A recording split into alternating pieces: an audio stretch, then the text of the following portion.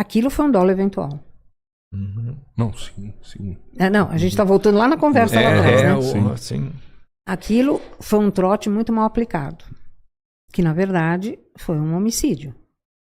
Né? Por quê? Porque eles chamavam de batismo colocar os calouros numa piscina de 5 metros de profundidade. Uma piscina que era assim, ó. Então, na borda, a pessoa não conseguia ficar reta. É uma piscina olímpica. Quando ela entrava, fatalmente ela já estava sem apoio dos pés. E eles chamavam aquilo de batismo. E todo o calouro que entrava na medicina se sujeitava a ser jogado dentro da piscina. E não foi diferente com esse calouro da USP. Que era um chinês, um menino que estava no 3º ano da Santa Casa na medicina, mas não tinha mais condições de pagar a faculdade. Filho de imigrantes chineses. Ele prestou USP para poder terminar a faculdade de medicina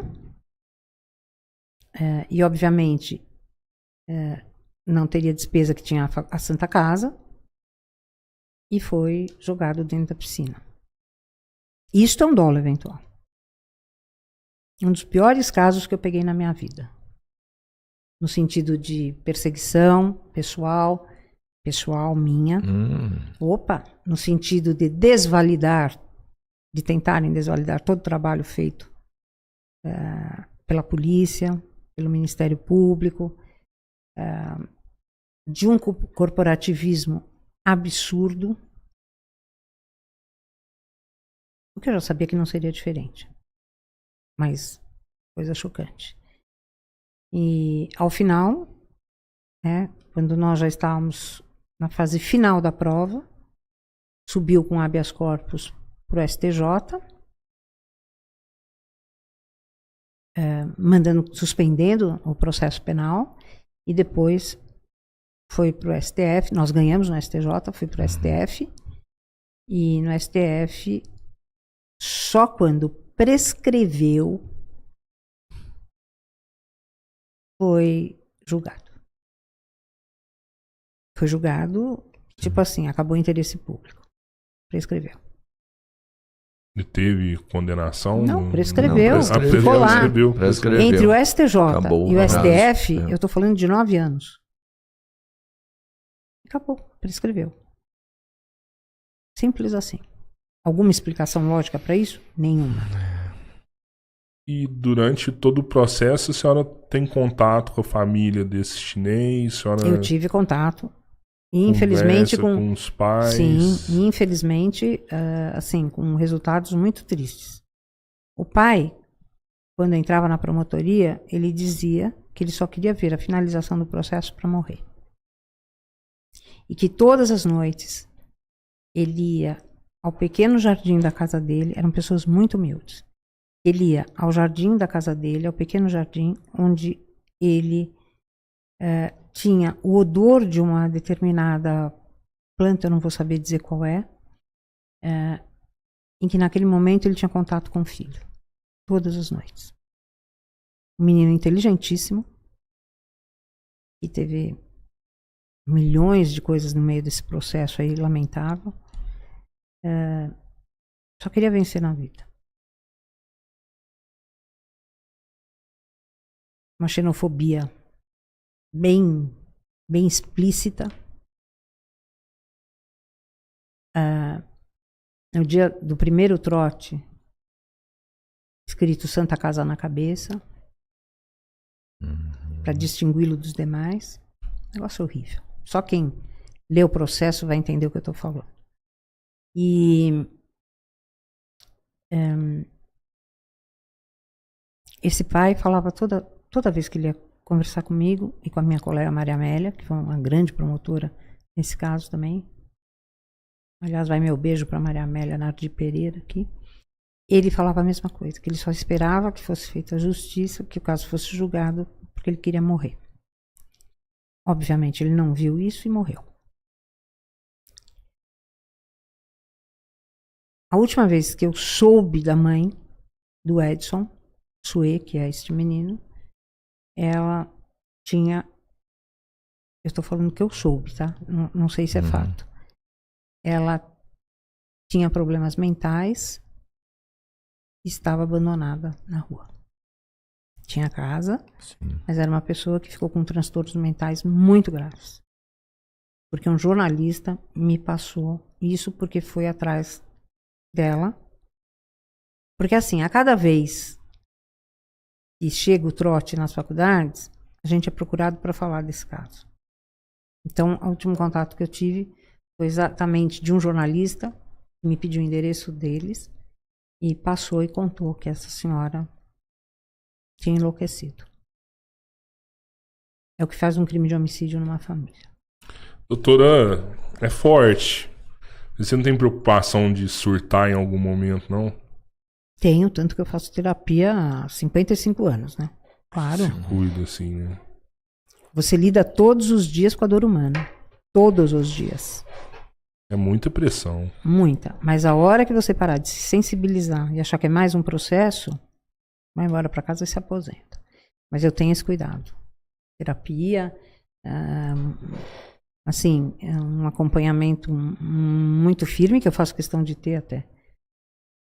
Olha, polícia, Ministério Público, magistratura, para os fortes. Para os caras que, assim, fazem disso um sacerdócio mesmo. Levam a sério o processo, levam a sério a vida humana, preservam os valores, todos os valores cristãos, desde cristãos, sabe? Tem que preservar tudo isso. E, ao mesmo tempo, tem que manter a mente aberta para as modificações que estão aí. Tem que ser forte, porque você vai ter contato com coisas que a gente acha que o ser humano não é capaz de fazer, ele faz. Não, e também para as novas mudanças, né? Para as mudanças de comportamento das pessoas, para a mudança de hábito. Você tem que ser aberto, você tem que entender que o que eu vivi pela minha idade, quando eu ingressei no Ministério Público em 1986, não é o que eu estou vivendo em 2025. Pelo amor de Deus, mudou tudo. Mudou, o mundo mudou, só que você tem que acompanhar. E acompanhar com bons olhos. Né? Polícia também. Também, todo mundo. Não tem essa. Valores morais são sempre os mesmos. Caráter é sempre o mesmo. Isso não se transforma. Mas tem que ter essa modificação de se abrir para o novo e perceber que novas famílias são constituídas, que a adoção de crianças que você fazia em 1986 não são as adoções que você faz hoje. Quando que você pensaria que um casamento homoafetivo, um casamento homoafetivo mesmo, poderia gerar adoções de crianças? Nossa, aquilo era um absurdo. Né? Hoje, graças a Deus que eles estão adotando crianças que estão sem pai e sem mãe. Que ninguém quer adotar Que ninguém quer adotar, maravilhoso. Falando de relacionamento, se tiver infidelidade, ele perde a pensão? Quem for infiel pode perder a pensão? Eu não entendo dessa forma. Tá no Código Civil. Né? Um dos pilares do matrimônio é exatamente a fidelidade. Mas veja, você construiu tudo com o seu cônjuge ao longo de 30 anos. Aí o indivíduo foi infiel. E aí, você perde todo o seu patrimônio? O que você construiu também? Não é lógico, né? Faz sentido, né? Doutora, obrigado. Eu que agradeço. Foi uma honra mesmo conversar com a senhora. Eu que agradeço, gente. Adorei. Obrigada. Quem quiser te seguir, acompanhar algumas coisas que você mostra, tem um canal aí, Tenho basicamente Instagram, né? Que eu tô como Eliana Passarelli, sou @ElianaPassarelli com 2 S e 2 L's. Tenho TikTok, mas eu não posto quase nada. Nem TikTok. Dancinha? Não, viu? Com esse meu tamanho, com essa minha idade, é mais fácil eu postar tombo do que dancinha. Não, dancinha eu não posso, mas às vezes uma entrevista, alguma coisa. E no Instagram eu vi que só se a senhora aceitar, senão não tem como te seguir. Não. Eu fui lá seguir só depois que você aceitou. Eu aceito, faço uma pesquisa social, louca, né? Mas não falo, não é pesquisa social. Mas eu olho assim, Deixa eu ver quem é esse. eu olho todo o perfil, olho, vejo se as pessoas têm postagem, se tem fotografia, porque depois para rastrear é mais fácil. Né? Então eu tenho alguns critérios para mim. Tá certo. Tem umas coisas muito engraçadas. Por exemplo, eu sou cristã.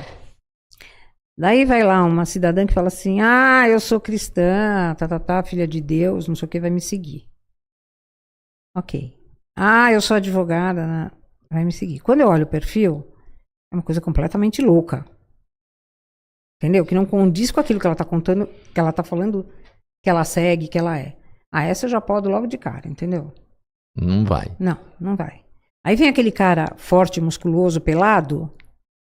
Sabe aquele cara que faz assim, vem me seguir e tal? Meu Deus, ele deve ser garoto de programa. Ele acha que vai ter algum programa comigo fora também. Então tem alguns critérios que eu me utilizo que não são muito racionais. Mas está dentro daquilo que eu acho que pode me seguir e que não pode me seguir. Entendeu? Tipo, o que ele veio fazer aqui, né? Tô sendo... Como é que se fala? Tô sendo... Muito. Você fala mimizenta? Tem um termo aí que não é bem isso. Tô sendo o quê? Atualiza aí, Pedrão, o termo para não... Tô sendo o quê? Quando eu olho e falo, não vai me seguir. É isso aí. Sim, pode ser. Mas eu julgo pela capa mesmo. Você pode. Acho que a gente pode conversar isso num próximo episódio. Porque a gente tá nessa caminhada, assim, de ser católico, né? A gente recebe vários padres aqui e tudo. Adoro. Eu também gosto mais. Eu gosto mais de conversar com Olha, padre. sem a figura...